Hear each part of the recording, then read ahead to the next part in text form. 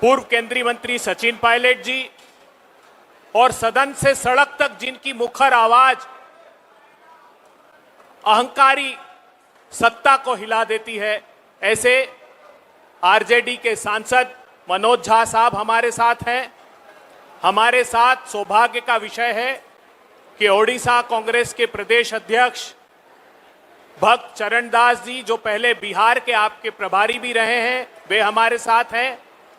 और बिहार के इंचार्ज अजय कुमार लल्लू जी भी, उड़ीसा इंचार्ज, माफ कीजिएगा, उड़ीसा के इंचार्ज जो प्रदेश अध्यक्ष उत्तर प्रदेश के रहे हैं, अजय कुमार लल्लू जी, वे भी हमारे साथ हैं। और कम्युनिकेशन डिपार्टमेंट बिहार के प्रमुख राजेश राठौर जी। मैं बगैर समय गवाए सचिन पायलट जी से अनुरोध करता हूं कि वे पत्रकार वार्ता को संबोधित। बहुत बहुत धन्यवाद दुबे जी, हमारे बड़े भाई झा साहब, तमाम साथियों, भक्त चरण दास जी। इस यात्रा को राहुल गांधी जी ने, तेजस्वी जी ने जो निकाला है, किन कारणों से निकाली आप सब जानते हैं। तो मुझे खुशी है कि आज समूचे देश में, बिहार सहित अनेक पूरे देश के कोने कोने में ये सवाल उठ रहे हैं, गूंज रहे हैं कि इस देश में जो संवैधानिक संस्था निष्पक्ष, स्वच्छ और पारदर्शी चुनाव कराने के लिए जिम्मेदार है, जिस लोकतंत्र की पूरी आस्था उस संस्था से बंधी हुई है, जब वो संस्था संदेह के घेरे में आती है और ऐसे कुछ सवाल जिनको राहुल जी ने पूछा, प्रमाण देकर पूछा, देश दुनिया के सामने बताया, कर्नाटक का हवाला देते हुए, जब कोई जवाब सामने से नहीं आया, जब कोई ट्रांसपेरेंसी, अकाउंटेबिलिटी की परवाह किए बिना पलटवार जब निर्वाचन आयोग करता है, तब लाखों वोटों की चोरी पकड़ी जाती है, वोटर लिस्ट में गड़बड़ी पकड़ी जाती है, तब जनता के अंदर जमहूरियत में विश्वास बनाए रखने के लिए, सवाल पूछने के लिए और जवाब मांगने के लिए इस यात्रा को निकाला गया है। और इस भीषण गर्मी में जो अपार जनसमूह इस यात्रा के समर्थन में स्वतः हजारों लाखों लोग, खासकर नौजवान, सड़कों पे आके इस यात्रा का समर्थन कर रहे हैं, वो इस बात का जीता जागता उदाहरण है कि इस देश की जनता वोट चोरी को बर्दाश्त नहीं करेगी। वोटर लिस्ट से, एसआईआर के नाम से कुछ और हवाला देकर जानबूझकर टारगेटेड लोगों की वोट काटना और टारगेटेड वोट जोड़ना, अनेक उदाहरण ऐसे हमने भी दिए, राहुल जी ने स्पष्ट करके बहुत से उदाहरण जनता के बीच प्रस्तुत किए। लेकिन दुर्भाग्यपूर्ण है, सबसे पहली बात, मुख्य निर्वाचन आयोग की जो चयन प्रक्रिया है, उसमें प्रधानमंत्री, नेता प्रतिपक्ष और चीफ जस्टिस थे। बिना वजह उस प्रणाली को बदलकर प्रधानमंत्री, गृह मंत्री और नेता प्रतिपक्ष, ताकि 2 के बहुमत से जिसको भी आप चाहो मुख्य निर्वाचन आयोग आप बना सकते हो। किसने डिमांड रखी थी, क्या कारण थे, किस कोर्ट का आदेश था? पहली बात, निर्वाचन आयोग ने वोटर लिस्ट में जो गड़बड़ियां करी और उसके बाद सीसीटीवी फुटेज को नष्ट करने का जो निर्णय लिया, वो किसकी दलील थी, किस मतदाता ने मांग रखी थी? आप वोटर लिस्ट पार्टीज को नहीं देंगे, और जब सुप्रीम कोर्ट ने आदेशित किया निर्वाचन आयोग कि कांग्रेस पार्टी को वोटर लिस्ट दीजिएगा, उसी दिन अपने नियम बदलकर कहा कि हम बाध्य नहीं है, हम वोटर लिस्ट नहीं देंगे। आप वोटर लिस्ट देना नहीं चाहते, आप सीसीटीवी फुटेज जो है कैमरा की वो नष्ट करना चाहते हो, आप जवाब देना नहीं चाहते, उल्टा आप हल्फनामा मांग रहे हो। अगर निर्वाचन आयोग राहुल जी के कथन पर जांच करता और निष्पक्ष जांच के बाद बोलता हमें कुछ नहीं मिला, मैं बात मानता था, जांच करने को तैयार नहीं, लाखों लाख लोगों को वोट से वंचित रखने की अगर कोई तैयारी कर रहा है, तो वोट के अधिकार के लिए, इस देश में लोकतांत्रिक प्रणाली को स्थिर रखने के लिए, और इस देश की जो निर्वाचन आयोग वाली संस्था है, उस संवैधानिक संस्था को नीतिगत तरीके से जो खोखला करने का काम किया जा रहा है, उसके विरोध में तमाम हमारा गठबंधन आज सड़कों पर है। और मुझे खुशी है कि सारे हमारे गठबंधन के जो दल हैं, सिर्फ नेता नहीं, कार्यकर्ता भी कंधे से कंधा मिलाकर इस बिहार की सरकार और केंद्र की सरकार के खिलाफ मजबूती से डटे हुए हैं। बदलाव की लहर पूरे बिहार के अंदर है, और बिहार में जो शासन चल रहा है, हम सब ने देखा है, लूटपाट, फरोती, तमाम सीएजी की रिपोर्ट आ गई, हजारों करोड़ का उसमें गबन दिखाया गया है, पेपर लीक हो रहे हैं, नौकरी मिल नहीं रही, उद्योग ठप पड़े हैं, किसान हाहाकार मचा रहा है, शिक्षित नौजवान बेरोजगार घूम रहे हैं। इस व्यवस्था को पलटने के लिए इस यात्रा को निकाला गया है। और जब बिहार के चुनाव आएंगे तो बिहार वो जमीन है जहां राजनीति खेत खलियान में, गली मोहल्ले में, छोटे बड़े शहर गांव में हर लोग जानते समझते हैं। और यहां कोई कितनी कोशिश कर ले इस चुनाव का मुंह मोड़ने के लिए, धर्म के नाम पर, जाति के नाम पर, लेकिन विकास, रोजगार, निवेश और सुशासन के नाम पर यहाँ पर बदलाव होगा। और ये मेरा संपूर्ण विश्वास है कि आगामी विधानसभा चुनाव के अंदर हमारा गठबंधन स्पष्ट बहुमत लेकर एक परिवर्तन लेकर आएगा साथियों। और परिवर्तन सिर्फ सत्ता का नहीं, व्यवस्था का परिवर्तन है। बेरोजगारों को नौकरी मिले, वंचित लोग हैं, दलित हैं, पिछड़े हैं, आदिवासी हैं, गरीब हैं, किसान हैं, उनको अधिकार मिले। आज जो सिर्फ भाषण देकर लोगों को भ्रमित किया जा रहा है, उस परंपरा को रोकना होगा। अमेरिका ने जो टैरिफ लगाए हैं उसका कोई जवाब भारत सरकार के पास नहीं है। सही तो ये होता जब पता था इस प्रकार की परिस्थिति पैदा होगी, एक पैकेज तैयार करते।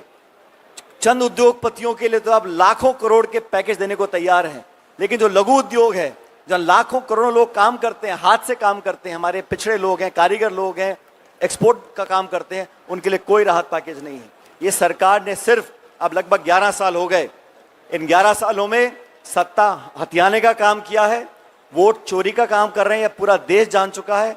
और बिहार से एक उम्मीद लगी है, यहाँ पर जो जन समर्थन यात्रा को मिल रहा है, राहुल जी को, तेजस्वी जी को, उस समर्थन का मतलब यह है कि बिहार सहित पूरे देश के लोग समझ चुके हैं कि हमारे वोटों के साथ चोरी होने की संभावनाएं बहुत प्रबल हैं।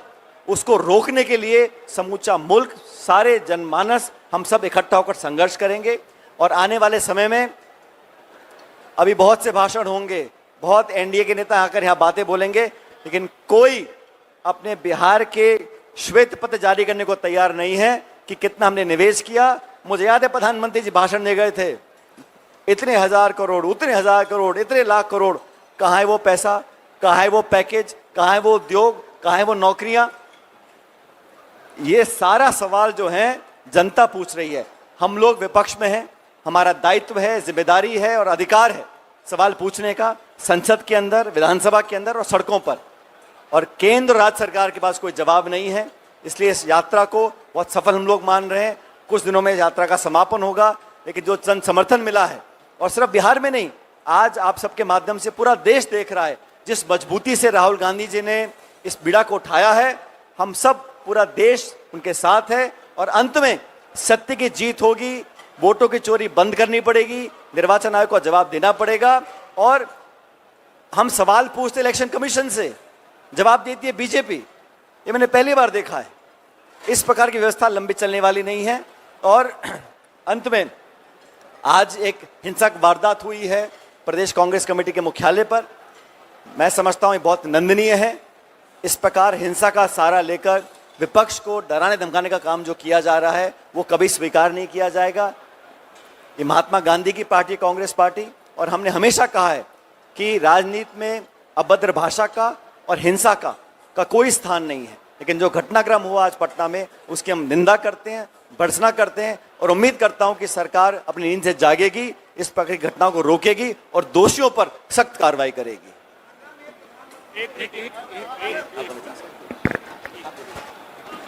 शुक्रिया। सवाल लेंगे। ईश्वर की कृपा है कि यहाँ वो दल बैठे हुए हैं जो मोनोलॉग नहीं करते हैं, एकालाप नहीं करते हैं, हम वार्तालाप करते हैं। तो ऐसा नहीं है कि हम बोल के निकल जाएंगे, हम आपके सवाल लेंगे, चाहे वो जोशी जी के ही सवाल क्यों ना हो।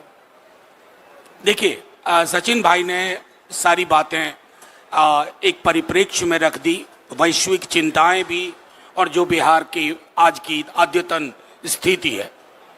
साहब, ये यात्रा भले राहुल जी, तेजस्वी जी, महागठबंधन के नेताओं ने कंसीव किया हो, सोचा हो, लेकिन अब यात्रा जन यात्रा बन गई है।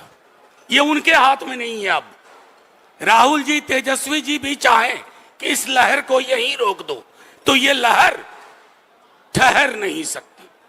ये लहर सिर्फ हमारे वोटर तक नहीं पहुंची है, ये लहर बिहार वासियों तक पहुंची है, क्योंकि 13वां दिन है आज।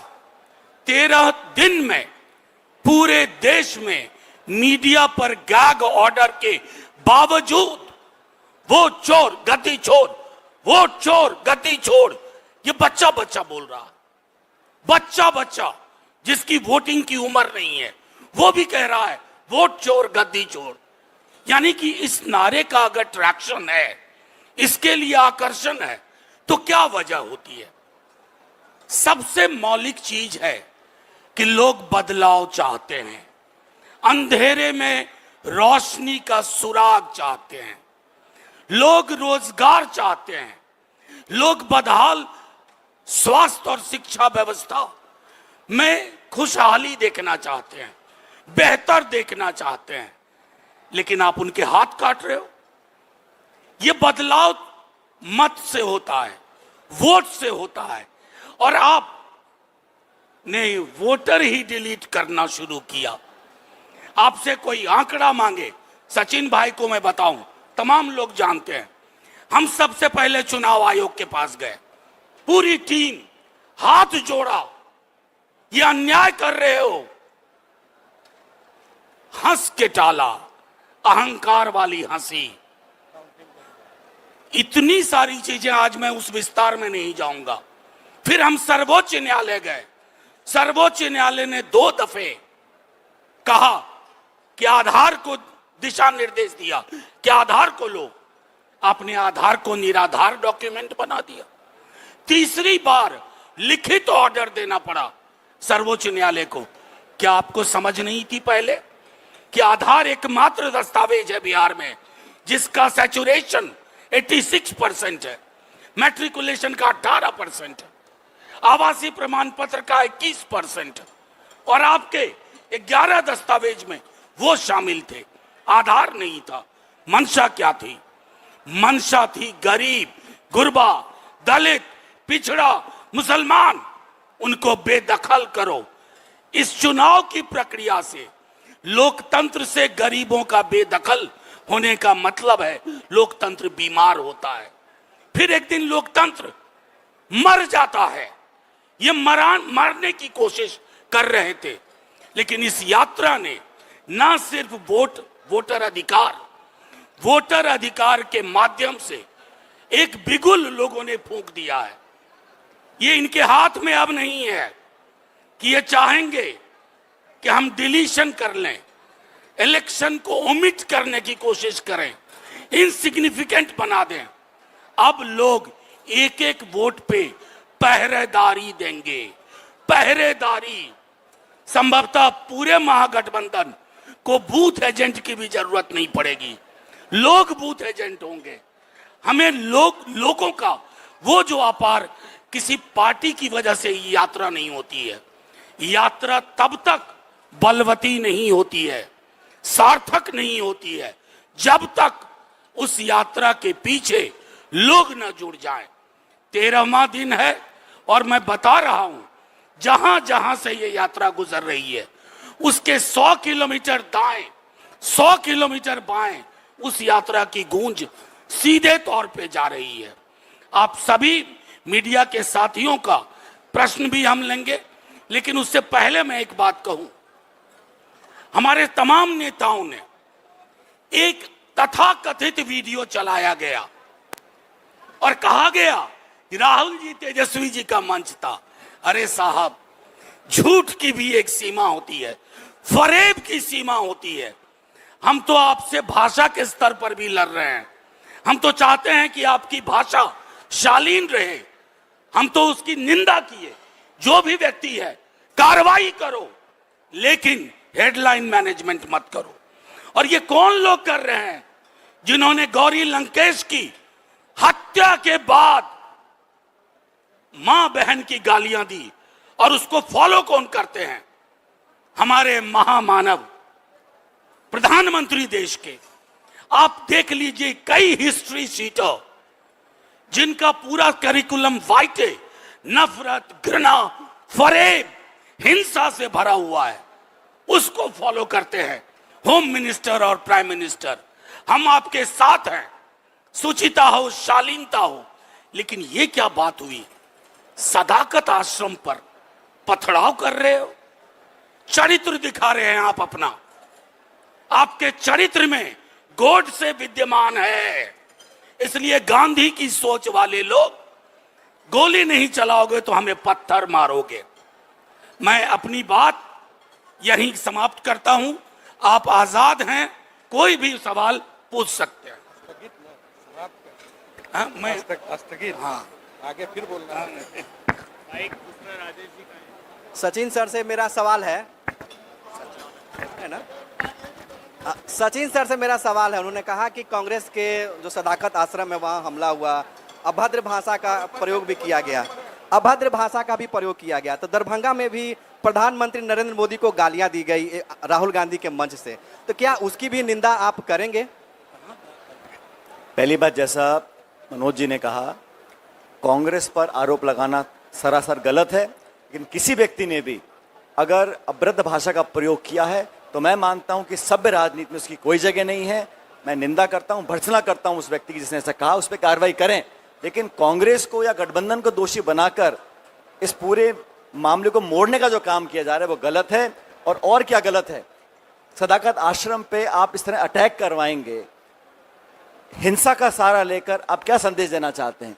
आप संवाद करें, चर्चा करें, राजनीतिक लड़ाई लड़ें, हम तैयार हैं, लेकिन हिंसा का सहारा लेकर आप क्या साबित करना चाहते हैं? मैं चाहूंगा इस पर कार्रवाई करें मुख्यमंत्री जी और केंद्र सरकार। अगर चुनाव के बीच इस प्रकार की कार्रवाई होगी तो क्या संदेश देना चाहते हैं आप? लोगों को डराना चाहते हैं? कोई सहम जाएंगे? यात्रा चलती रहेगी, बुलंदी से चलेगी, और तमाम लोग जो गांधी में विश्वास रखते हैं, सच्चाई में विश्वास रखते हैं, वो संघर्ष करते रहेंगे। लेकिन आप कह रहे हैं अभद्र भाषा का प्रयोग अगर कोई भी करता है उसकी मैं निंदा करता हूं, भर्त्सना करता हूं। एक मिनट आपकी बात में, चूंकि उसको संदर्भ मैंने दे दिया था, मैं एक छोटी चीज जोड़ता हूं इसमें। हम सब ने तो कड़ी निंदा की, हमारे टॉप लीडरशिप से लेके नीचे तक किसी ने इसके पक्ष में कोई खड़ा नहीं हुआ। लेकिन 50 करोड़ की गर्लफ्रेंड, जर्सी गाय, कांग्रेस की विधवा, भैंस, मंगलसूत्र, मुजरा, ये किसके बोल थे? कितनी डिबेट हुई, कितनी चर्चा हुई? ये आईना देखने का भी वक्त है। शुक्रिया।